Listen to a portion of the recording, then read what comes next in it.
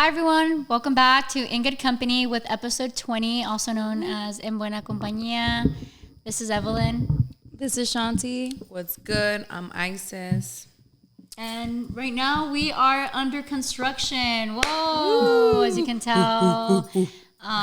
So we're definitely upgrading. You already know the deal, so don't mind the background. A lot of changes have been going on in our lives. Shanti got a new place. We're christening Chantel's new apartment. So, woo! Yeah. Stay tuned. We're going to renovate. Whole new vibe. It'll be cute. Yes. How do you feel about the big change, like from one place to like another? I mean, I'm excited. It's just a lot of work. Like, moving is no joke. Yeah. Like, I was telling Isis, I thought I was done.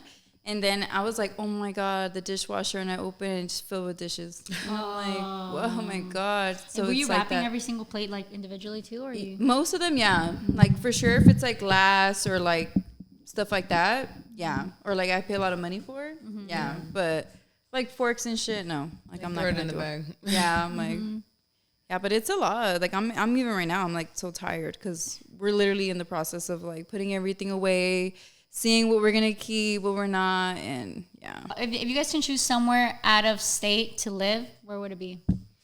Out of state? Yeah. Out of California? Like, but it has to be in the United States? Yeah. Bitch, I wouldn't live anywhere else. I'm sorry. Fuck Florida. Fuck Texas. Like, probably New York. That's the only place I can think of that I would. I don't know.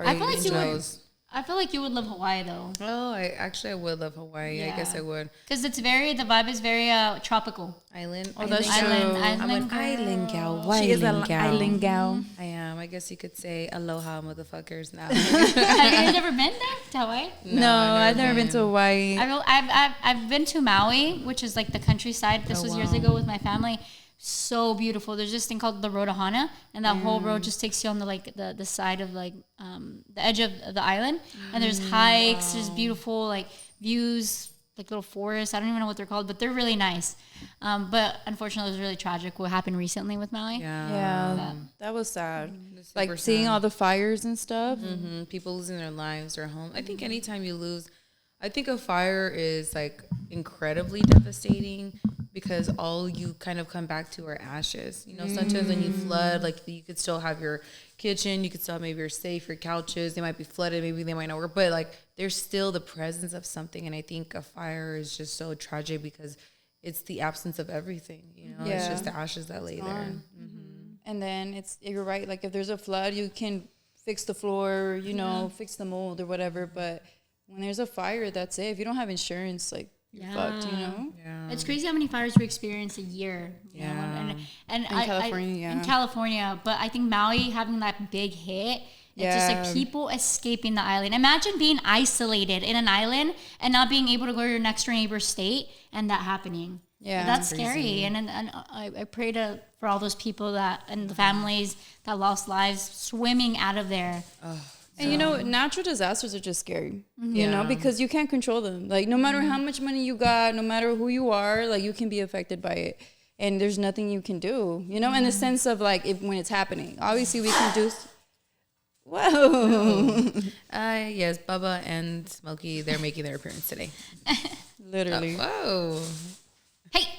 They like to play fight. It's cool. Yeah. But yeah, no, I honestly, natural disasters have always scared me. Like when I was little, I would always look up about the 2012 thing or the San Andreas. Like I've always had a fear of natural disasters. So now that I'm older and I hear shit's getting worse, bitch, that's why I'm like, should I even have kids? Like, should we have kids? Literally just thinking about that. I was literally just thinking about that because I'm like, these natural disasters are only going to become more prevalent and more frequent now that we're facing climate change. And I saw a clip from the chief of the United Nations, and he was talking about climate change. He said global warming is over. Now we have global boiling. Like the world has gotten so hot in I think July or August. There were 2 days consecutively that were the hottest days on earth. In Iran, they took off 2 days of work. The whole state shut down for 2 days because it was incredibly hot. Over 1,000 people showed up with heat stroke or heat related injuries to the hospital. So think about it.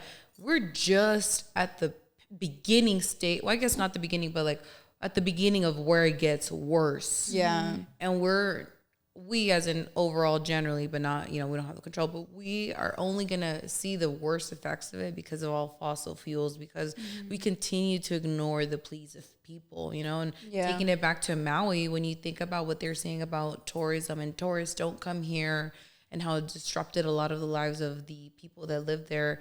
I feel also a little bit conflicted because now I'm seeing like reports about like over 80% of Maui's economy, that specific area is based on tourism. Yeah. So it's like, I'm not encouraging people to go to tour to be a tourist, because obviously right now there's devastation. But it's like, kind of, what do you do? Because now people are losing. Now they've already lost everything, and now they lost employment. Yeah.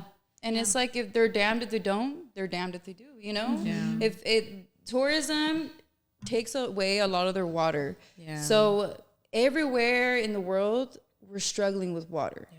Like even the richest country, like US or over there in Europe, they're struggling with water. Yeah, the world is struggling right now with having water, because we're made up with 75% water, but only 3% is drinkable. Damn. Only 3% is fresh water. And most of that 3% fresh water is in the glaciers. So we have even a fraction of that. And so if you look at Hawaii, they don't have a lot of water. So that's why their whole island is starting to dry out, because tourists are a priority. Yeah. Businesses are a priority, not the locals, not the natives, not the island. Not even agriculture. Yeah, it's the tourism. So that's why they're fucked either way, because, how a lot of people were saying, I was one of them, I posted something, it's like, don't go to Maui, like let them have a break. But then you hear, now they're struggling because of tourism, because there's no one that's going. So now there's no money, So it's like they're damned either way. Yeah. And it's such a frustrating situation, because it all comes down to greed. Yeah. Capitalism. Capitalism. The root of all evil. Literally. Like, I'm not like, I understand there's some pros with capitalism. You can create a life that you can only dream of. Yeah. But it all comes with the price. So if everyone's trying to do that, imagine we're all fucked. Yeah. And we all are trying to do that, right? We're living in a capitalistic society. Yeah, we can't help it. Like we can't. But it's so damaging to our earth, and it's like only a handful of people own the water, and that's the sad part. Like, we don't own the water like the people, which we should. Yeah. I feel like water is life. Yeah. You can't live without it.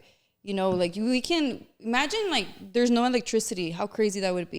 No, but it's just crazy because everything's privatized, things that shouldn't be privatized. And sadly, our water is privatized. And it wasn't privatized until like the 80s. So it's something new. Because before the 80s, the world understood that water is life. Water is a right. It's not something you can buy or, you can own, It's like saying, I'm going to own this air. That does not make sense. Like, we can't live without that. So it shouldn't be, like, there shouldn't be ownership. There shouldn't be, I'm going to sell this to you. Yeah. And so it wasn't until in the 80s, and it was in France. And I don't remember the details. I remember just from school what they taught me. But I know it started in France with this rich guy that wanted to privatize water. And he basically took it to their courts, and they made it. Yeah, they said, you know what? Yeah, you can privatize. That's crazy. They ended up considering it a good. Wow. That's and then crazy. From there, everybody started buying water. Everybody started seeing, oh, this is gonna make me money, because everybody needs water. So then Nestle, a brand that everybody knows, they literally bought so much water, like in every country. In Latin America, in United States, in Europe, in Africa, everywhere. So what happens is they have this water, they own it, and they end up polluting it because they mistreat it. Wow. They end up polluting it. They don't take care of it. And the worst part is they're selling our water back to us in water bottles. That's crazy. And if you look at Africa, they've always, not always, but since that whole thing started, they've struggled with water because their enemy is Coca-Cola. So Coca-Cola is, they need a lot of water to do, like, their factories. Yeah. So they hog the water in Africa. But they sell Coca-Cola like crazy in Africa. So let's say a Coca-Cola is like $1 in Africa, right? But a bottled water is like $3. So the people in Africa don't have money to even buy water. So they just keep drinking Coke. That's sad. Yeah. And it's a lot of big companies. Coca-Cola did this in Mexico too. Oh yeah. In South of Mexico. Pacifico and all those beers, right? Yeah. In South of Mexico, it used to be filled with water. Like filled with water. Then Coca-Cola started doing business there, and it has one of its biggest factories in the world there. Coca-Cola. Coca-Cola. Wow. Yeah, it has one of the biggest factories there, and I think it needs like 1 million gallons of water a day. Whoa. Yeah, and what's sad is that area now the locals sometimes they don't have water. That's sad. So it comes with a price, and so that's why the locals start protesting and they start fighting because that's not right, you know. Like they're being left high and dry, literally, because of some corporate company. Yeah. But that's not unique in Mexico or in Africa. It's here too in the United States. Oh, yeah. Absolutely. And you know, if you look at even like our problem more is like agriculture. Yes, they take a lot of water, and what's sad is, so let's say like here, right? We have a farm. We're you know, for tomatoes or something. But then 60% of our tomatoes, we ship it to China. So you get me? So we're using our water, our resources to water the farmland, but it's not for our benefit. Yeah. We ship those products to China. It's all for money. Everything's for money. And you have scientists who have been preaching about this, who have been trying to warn us, who have been going against these corporate companies, but money always wins at the end of the day. Yeah, money talks. Yeah, money talks. And it's getting to a point where it's getting scary. Like, how you said, like, climate change is getting to a point where everything's getting super hot. Like, I think I saw a video not too long ago of, I think it was Arizona, but it was so hot that the freaking trash cans were melting. That's insane, dude. That's I can only crazy. imagine. And they struggle a lot with water. Yeah. Where's Phoenix at? Is it Arizona? Arizona, yeah. Okay, so Phoenix is the #1 growing city in the U.S. Oh, and it's like it lacks so much water. Damn. But it's because a lot of companies are moving over there. So a lot of scientists just kind of get annoyed or upset because they're like, why are you guys moving to these areas that don't have a lot of water, you know? And you guys understand this, but it's just about money. Like, oh, that's where everyone's going. I'm going to go over there. Yeah. And literally, like, I don't think in Phoenix you can even have a front lawn anymore. It can only be rocks. Dude, literally, I've seen videos where people like throw like eggs and it's like frying on the floor. I'm like, that's crazy. Yeah. In Vegas too, they struggle with water, but people keep moving over there, keep tourism and everything, and it's just, it's scary.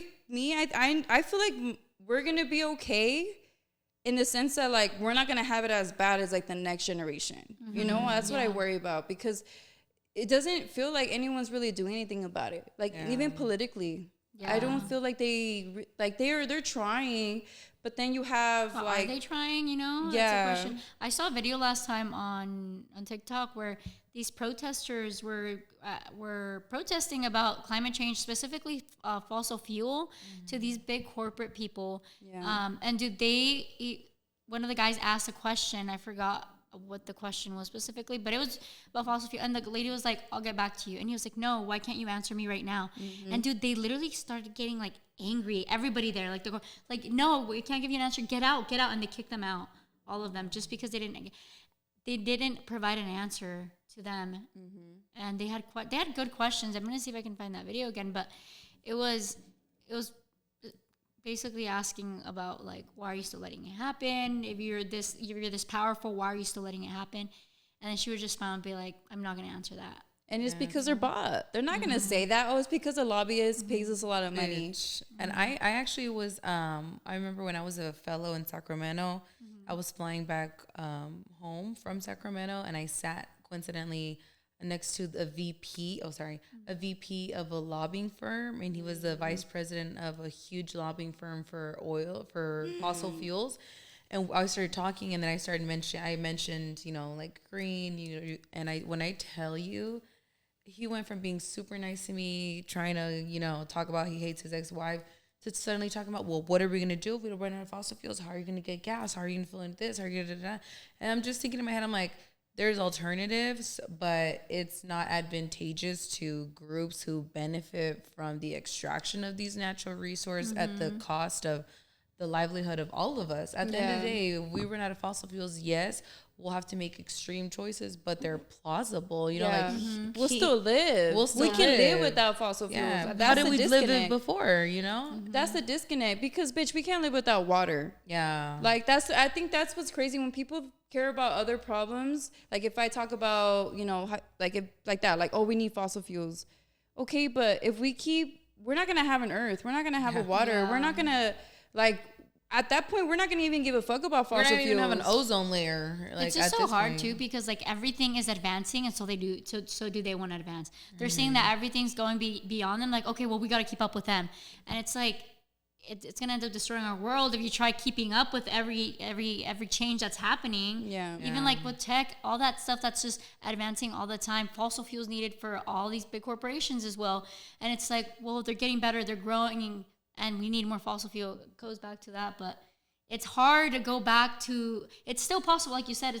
It's possible, but it's hard to go back to those days when everything's moving so fast as well, and they're trying to keep up with one another. Yeah, when we're in a culture of overconsumption. At the end of the day, like we mass produce food, we mass use resources. So it's like we're exploiting things, whether it's the food that we make. Because even California, I have to commend California, because shout out to Governor Newsom. I don't care if y'all people hate him. You can say what you want, but he signed by 2030 will all cars sold in California will be electrical.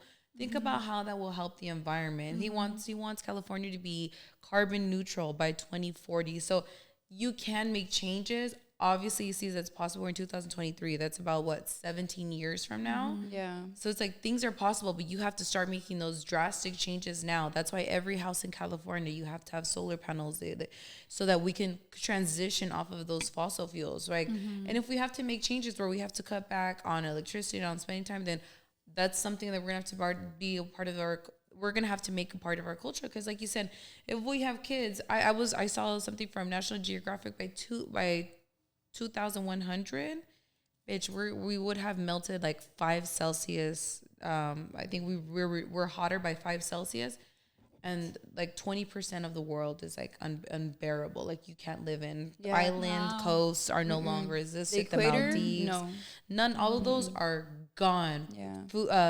malnutrition and lack of water will be common. Yeah, that's crazy. Yeah, no, they say that we're gonna have wars for water. You know how people have war for oil and fuel? They say in the future people are gonna have wars for water, and that's scarier. That's scarier than war for any other resource. It's like war to survive. Yeah. Yes. And the thing is, you know, for those that are always talking shit about immigration, it's gonna get worse. You know, because a lot of Latin American countries struggle with water. So if you dislike immigration, or you feel like, why are these people coming over here, whatever, you're gonna like it a lot less, because they're already struggling with water. Like Mexico, they struggle a lot with their water.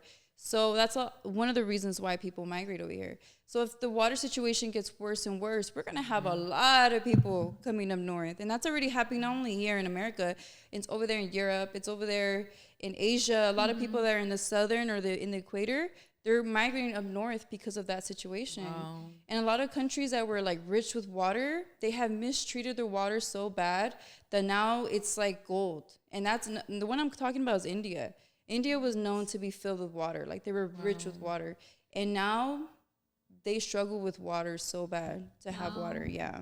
That's crazy, because there's a lot of pollution. There is a lot of pollution. And Mexico's no better. Mexico polluted their water so bad too. Yeah. In TJ, like in that border, they have, I think, the most contaminated water in the world. What? That even if you go in there, you'll catch a disease if you jump in that water. Wait, where in TJ? Like in Ensenada? Like when you're trying to cross the border. Seriously? When people are trying to cross the border, they'll go in that water, and there was like, what are they called? Like the immigration people, the border patrol or whatever. And they were talking in the documentary. They were basically saying how they can't believe that people are so desperate that they're traveling through that water, and they're like, that water is so contaminated that they can catch all types of diseases in that water. And you literally see people in that water, and they go in that water because they know the patrols will not go in there. Wow. Because and then they say that they're like, they know that we won't go in there because that water is so contaminated. So that's why they go in there. But that's how desperate they are. Yeah, it's out of desperation. Like, but that's what people need to also, not to sidetrack, but like, people are literally fleeing and putting their lives at risk for the betterment of their lives. And even in Honduras, in Canada actually paid like over $700 million or 700 million Canadian dollars. I don't know what they're called. To change the bylaws of the Hondureño constitution so that they can use the water that they have from our mountains. And obviously people who are indigenous to Honduras, they use that water to shower, to wash their clothes, to cook. And now it's become so contaminated due to these multinational corporations. They mistreat the water. Yeah, who go into other countries and they mistreat it because all you have to do is pay a pretty price. Yeah. That's the unfortunate truth. Yeah. No, it's, for me, I learned this in school. It was literally a class just dedicated to water. Like, the description said water. Wow. So I was interested. I was like, bitch, I left that class scared shitless. Like, I was like, wow, what the fuck are we going to do? That's an interesting class. Yeah, like, it basically taught us the importance of water and how every country is struggling with water. It talked about U.S., how we invest a lot into our farms and a lot of our water goes into those farms. But you think, it's because it's feeding United States. No, it's going to other countries, for money. It's so sad. And then I learned about Nestle and how bad and horrible Nestle is. I've heard a lot of things about Nestle too. What are some things that you guys think people can do, like at a surface level of like ourselves to progress? I got it. And it's something that people don't do. Vote. I'm sorry. You do need to vote. That. Like, voting is one of the most pivotal things, and I know I'm gonna tire and continue to say that, but at the end of the day, these people are being bought by these large corporations, and they're being put in place by these large corporations. The two-party system might not be beneficial to most Americans, because at the end of the day, what is American? It's lobbying. It's selling out to whoever has the largest check. So if you vote at a local level and you vote for politicians who you truly believe and understand the urgency of what it is to be in a climate crisis and how we can address this and believe in it, vote. That's the most simple thing you could do. Yeah. And one example why voting is important, because I'm going to use Fontana as an example. Oh, I know. Dude, so we have a mayor. Aquanetta Warren's bitch ass. Oh. Yes, we have a mayor. She's been a mayor for like 10 years now, huh? Yes, yeah. Yeah, she's been a mayor for a long time because she keeps getting fucking reelected. Reelected. So this woman is bought the fuck out. And she turned Fontana into this thriving city to fucking a warehouse. Central. Period. Yeah, like she is basically a sellout, and she basically gets a lot of money from Amazon and these big warehouse companies, and that's why it's everywhere in Fontana. And the thing is, you might say, well, it's providing jobs. Yeah, but it's dropping the property value. It's dropping Fontana as far as like, like in Rancho, it has its Victoria Gardens. It has its nice houses. Plazas and everything. Yeah, it has a lot of things. You look at Rialto and they're investing in their city. They got the what is it, like the Renaissance or something like that. Like they're looking like they're gonna surpass Fontana as far as like they do. Yeah, as far as like housing and what there's to do. Like in Fontana, there's really not much to do. You kind of have to go out of Fontana to do anything around there. Yeah. And it's crazy because when I used to live in Fontana, when I was very little, when I first moved over here, I remember it was all desert. There was no Victoria Gardens here. There was no Rite Aid down the street from my house. There was nothing. It was just desert. And I remember they started building houses. And I remember I was like, wow, this city's going to be that bitch, like, because I heard a lot of people were moving to Fontana. And now I look at it and it's so depressing in some areas. I'm just like, wow, like it's just nothing but warehouses, just boxes of buildings everywhere around you. And it's all comes down to who is in charge. Yeah. And that woman keeps getting reelected because people are not educated and because they want to stick to what they're comfortable with. But the comfortability is messing us up. It's degrading Fontana, basically. Complacency is killing us. But that's why you guys need to vote, because that's why this woman keeps having this power and she keeps being bought out.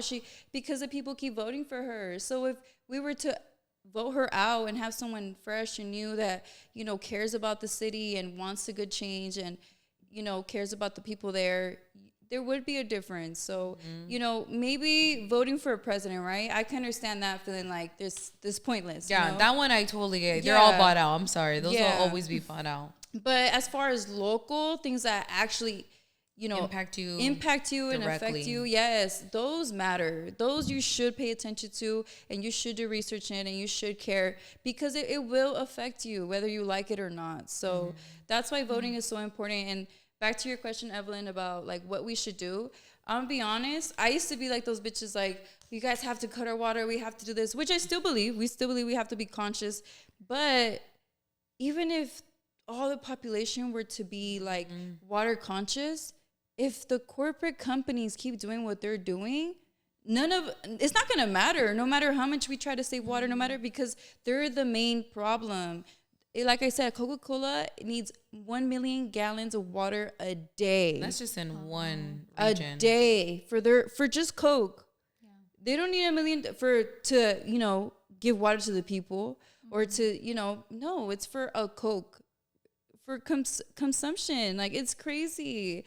And that's why it's like, I will say, I mean, I still think you need to be conscious. You know, don't take long ass showers when you're washing the dishes. Maybe don't have just the water running or whatever, but at the end of the day, we can only do so much. Yeah. Like, it really comes down to corporate companies and controlling them. And that's why, again, voting is important, because who can control those companies? Politicians. But why are they not being controlled? Because they're bought out. So back to my example. Exactly. Back to my example with the Fontana situation, right? She's controlled by Amazon and all these companies that bought her out. She makes a lot of money. It's in her interest. She doesn't care about the people's interests. But why is she in that power? Because us keep voting her back in. You know, so it's like, and let's make educated votes too, because I remember when she first won, I was like, oh my God, it's so awesome. We have a black mayor. Little did I know this was one of the worst women to have ever been elected. Probably not. There's probably been worse, but yeah, it was not, and it was no better for the community. How about you, Evelyn? What are some things that you think are beneficial to help in this climate change crisis that we're dealing with? Well, I think first and foremost, I want to mention the fact that Fontana does have a lot of Latinos and Latinas. It's a very huge Latino community, and a lot of these people aren't aware of what they're voting for. Sometimes they're just here because of this person, I'm voting or something. So I would also want to say, I mean, it all starts with you and the changes that you do in your city. Honestly, hearing this really makes me think like, man, I'm pretty sure my mom doesn't even know what she votes for sometimes. She just votes sometimes because she saw that someone else voted for this person. But it's like, it makes me think, how can we inform our Latino community about these changes? Yeah. Because it's true, maybe that's why she's winning, because she just tells people lies. And as a Latina, they don't really captivate everything, because they're like, oh, okay, pues sí. Like, you got my vote. But or sometimes they don't even vote. Yeah. I think a lot of people don't vote. Like, they have the mentality like, my vote don't matter. Why am I gonna waste my time? And then we have this mayor who's over here fucking ruining Fontana. Right. You know, so I think like my dad does not vote. You know, like, I'm gonna be honest, like, he's one of those Latino immigrants he does not vote. Like, my mom, she does vote, but is she super educated? Not really, you know? Right. So maybe that's a good conversation I can have with her, and maybe that's how you guys can spread the word, is like, talk to family about it and just mention it. Like, did you guys know that, you know, the mayor, this and that, if you're from Fontana, you know, but if you're not and you have some issues or there's certain things that you don't like about your city, then maybe you should look into it, figure out why is this happening in my city? Why is this not happening in my city? You know, so that's something that, you know, we should really think about, because, you know, we're going to probably be okay, but is our kids, is our great grandkids, is our grandkids, are they going to be okay? That's a big question mark. And that really comes down to us and what we do. And like I said, there's only so much we can do, because we're not billion-dollar corporate companies, right? And we're not politicians. So we can really just do is vote and just be water conscious. That's the only thing I can think of that we as people in general can really do, to be honest. And to answer your question to that, because I wanted to say that first comment, but I would say voting is definitely a big thing, and just being educated and educating others. Like, if you guys are very educated, making this video and educating others is also very important. Sharing the word. At the end of the day, vote, educate others, educate the ones around you, because you don't know what impact your words can say to another individual that makes them think like, okay, that's why I should vote for this person, you know? But that would be my biggest advice. Yeah, that's true. You know, you can always plant a seed. Yeah. Like, maybe they won't agree with you or they won't care in that moment, but maybe something will happen. They're like, you know what, that's true. You know, or maybe I should care. But especially if they have kids, you should care, you know, because that's the future of your kid and their kid and their kid and their kid, you know, because when I talk to my mom, she never heard about no water crisis when she was growing up. She didn't hear about the droughts that we have right now. I'm not trying to say this is a new problem, but it's new in the sense that it's in our lifetime, you know, like it's not in everyone's lifetime. And it's really consumerism that is just making things worse and worse and worse. You know, we have social media now. We can just buy things on Amazon or other companies real quick. You know, it's like, it's getting so crazy to the point where we're caring more about material things. So, like, you know, we can't be mad at these corporate companies, right? Because, you know, they're using all this water for consumerism, but who are the consumers? We're the consumers, you know, like we're in that sense, we're also the demanders of that. Like we're demanding our Coke, you know, we're demanding our vegetables or this or that. We don't want to grow our own shit, right? So we want to go to the store and buy it. It's like we just want it so easy, and it's nice, but it comes with a cost, especially when we overindulge in it. We're just so used to it. We're used to just buying a bunch of tomatoes and, if 4 of them raw, it's okay, I'll go back to the store and buy more. You know, like we don't cherish, and I'm one of those people, you know, where I'm like, damn, dude, my onion is all bad, I didn't even use it, or fuck, easily throw it. Yeah, like my milk and all that. It's like, fuck, and it's like we're all guilty of that. But it's about maybe growing your own stuff. I've been really thinking about doing that because, you know, not only because prices are getting crazy, but because of that. I feel like I would like to know what's in my vegetables, you know, also, because that's another problem that we can talk about, right? About all these pesticides and all these chemicals that they put into our vegetables, into our food, into everything. And that's also fucking us up and giving us cancer and diabetes and these diseases. So it's just, it's like a little perfect storm that's going on right now. It's like you have this virus that can come, right? And then you have the water crisis, and then you have global warming, and then you have everything's getting so expensive. But if you look at all these problems that we're facing, who's thriving right now? The billion-dollar companies. They thrived through COVID. Actually, that made them even thrive more. Yeah. They thrived through inflation, making them thrive more, while us are getting poorer and poorer and poorer. Because back then, you were able to be working at the market and own a house, right? Yeah. Now you can make 6 figures and still not be able to own a fucking house. Paycheck to paycheck. Crazy. Yeah. Shout out to Reagan. Honestly, the 80s, every time I hear about the 80s, I just think that's where everything started going to shit. Because that's when they started making water good. That's when Reagan was president. That's when they had the crack epidemic. And I can go on about the 80s. Yeah. You know, the music was fire. I get it. But, something had to be good. Something was good. Yeah. But, bitch, the rest just went downhill from there. Yeah. I think, too, when I point is, honestly, for me, individualism, like, it's not your fault, your straws. As much as I do agree with your point, let's be conscious and let's be aware. But at the end of the day, you can actually trace back the 100 polluters that started this climate change crisis. So they're trackable. The United States military is one of the biggest pollutants of the entire world. So it's like, okay, yeah, I'm not using straws anymore, but the fucking United States is dumping bullshit, chemicals, bombs, all this stuff onto the earth, but I'm supposed to feel guilty because I want a straw at my drink when I go out to a restaurant so my lips aren't on the same glass that 30 gazillion other people. Yeah. It's like, look, but don't put it onto yourself, everything as well. Don't feel like, you know, one person, yes, you can make an impact. Is it going to make a significant change? I don't know, but you can start that, right? We can start it at home. But at the end of the day, it's all on these corporations. Capitalism is about overconsumption. It's about exploitation. And these companies and the government, right? Because the United States military is part of the United States government. It's going to continue to do whatever's in their best interest, not for the world's interest. Continue to be conscious, but just know that your one straw is not going to kill the fucking world. That the turtle's probably choking on the oil rig that just had a leak. Yeah. You know, I'm sorry, but. And then another thing that's kind of sad is, you know, it's on the corporations, right? but then we have to rely on them to fix this problem. Yeah. You know, so it's like we're fucked. We're fucked because they gotta build these new technology, you know, to fix this problem. You know, like I know they built one where it's like this big, huge netted thing that they go and they like swoop up all the trash in the ocean. You know, but that takes a lot of money. That takes investors. That takes resources. So that's why it's sad. Like. It's their problem, but we got to rely on them to fix it. Yeah. Like how I said, there's only so much we can do as individuals, right? Like me talking about the garden stuff. For me, that was more about like the pesticides and like not knowing what the fuck is in my vegetables, you know, and like I don't trust all that. But you know, it's like bitch, I had a point. Wait, I literally had a point. We were talking about. Oh, okay. So another about. You know, why it traces down to being corporate companies' fault. So have you ever heard about a fridge being able to last for 20 plus years? And how people would buy a couch and have it for years, or buy a nice desk and it would last them forever. Yeah.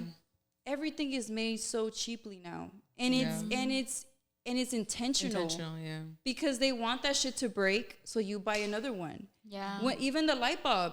When they first created the light bulb, that shit would last for years and years, like 20 years. Wow. They realized they weren't making money anymore because people would only buy one light bulb and would never have to go buy more. So now they started making light bulbs where they last just for so long. And so people have to go and buy more light bulbs. And that's with everything. That's with clothes. If you notice, clothes is not the same good material it was. That's why you go to thrift stores and you find that good denim jacket or that good pants or whatever, or those good leather shoes, because they don't make them like that anymore. And it's intentional. They want that shit to not last. They want your shit to rip. They want it for you can go and buy and buy. And another thing that doesn't really get talked about is our waste. We think, where do all our trash go? Our trash, other countries, it's another type of pollution that's happening and killing the earth. And it's part of that consumption. But you root down to the problem, and it's just about money. It's about consumerism. That's all they care about. And, you know, and we send a lot of our electronics, like, to India, right? And India thinks they're getting a good bargain because they're getting maybe the iPhone 10 or something, you know? But then they're stuck with all that trash, and they have to deal with it. So we basically give them our problem. So it's very sad. It's very sad. So... It's kind of frustrating because you think, like, what the hell? You know, what the hell? Like, what can I do? I'm just supposed to watch here and just let the shit just, you know, burn down, literally. But like I said, all we can really do is just vote. I think once we start locally, that's where we can start to really make a change. I feel like maybe hopefully one day in the future we can get rid of, like, the electoral college because that shit is bogus, bro. The fact that we as people don't really get to vote for our president. How many presidents became president and lost the popular vote? Many presidents. Coincidentally, they were all Republican. I was like, majority of them are fucking Republicans. Actually, George Bush, and Trump. Whoa. Oh, did I say that? But yeah, I totally agree. You know, But like I said, let's do the best that we can with what we got. Be resourceful. Be conscious, but don't carry the guilt of the world on you. Like, it's not our fault, but we can and we'll do better. Yes. So thank you guys for checking in with us. Like, share, subscribe, you know, share with your friend. Make sure that they're a little bit better informed on how maybe they can help in the world or what the fuck is going on, you know? So yeah, we appreciate you guys watching. Bye. Bye.